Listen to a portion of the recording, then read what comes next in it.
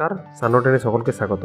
আজ নিয়ে এসেছি অঙ্গনওয়াড়ি কর্মীদের জন্য একটি গুরুত্বপূর্ণ খবর এবং এতে অঙ্গনওয়াড়ি কর্মী ও হেল্পারদের কী সুবিধা হবে তা নিয়ে আজ আলোচনা করব। তাই চলো শুরু করা যাক।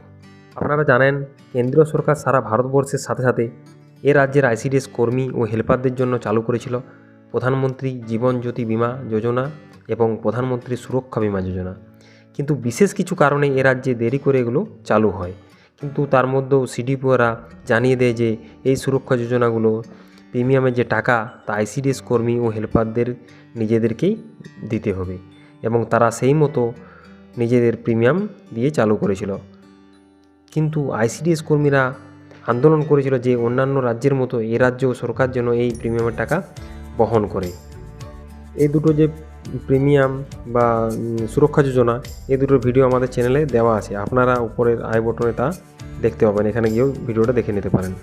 অবশেষে রাজ্য সরকার লোকসভার ভোটের কথা মাথায় রেখে বা আইসিডিএস কর্মীদের আন্দোলনের জন্য 15/3/24 তারিখে দেখুন এই নোটিশটি বার করেছেন। এখানে লেখা আছে দেখুন, PMJJBY অর্থাৎ প্রধানমন্ত্রী জীবন জ্যোতি বিমা যোজনা যারা করেছেন তাদের টাকা আর দিতে হবে না, তা সরকার দেবে। এটা কোয়ার্টারলি টাকা দিতে হতো বা টাকা কাটতো। কত টাকা করেছিল? 400, প্রথমে দেখবেন 436, দ্বিতীয় কোয়ার্টারে ছিল 342, থার্ডে ছিল 228 টাকা, আর ফোর্থ কোয়ার্টারে ছিল 114 টাকা। এই চারটা প্রিমিয়াম কাটতো।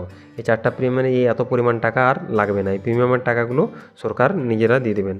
এমনকি এটাও বলা আছে যে এই টাকার যে প্রিমিয়ামের টাকা আগে যারা চালু করেছে প্রিমিয়াম, তারা নিজের থেকে টাকা দিচ্ছে, সেই টাকাটাও তারা ফেরত পাবেন।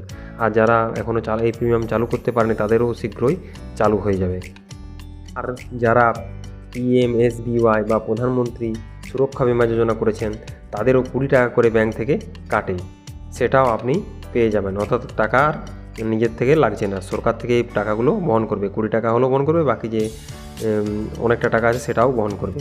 তাহলে আপনাদের এই PMJJBY বা PMSBY দুটোই সম্পূর্ণ বিনামূল্যে চালু থাকবে। ধন্যবাদ, আশা করি ভিডিওটা আপনাদের কাজে লাগবে। যারা এই প্রিমিয়ামগুলো এখনও চালু করেননি বা এই সুরক্ষা বিমানে যাজক করেননি, তারা অফিসে অবশ্যই খবর নেবেন যে কবে থেকে তাদের এই চালু হবে। আর যারা এই চ্যানেল নতুন অবশ্যই তারা চ্যানেলটিকে সাবস্ক্রাইব করে নিন, আর যাদের ভালো লাগবে তারা অবশ্যই লাইক করুন।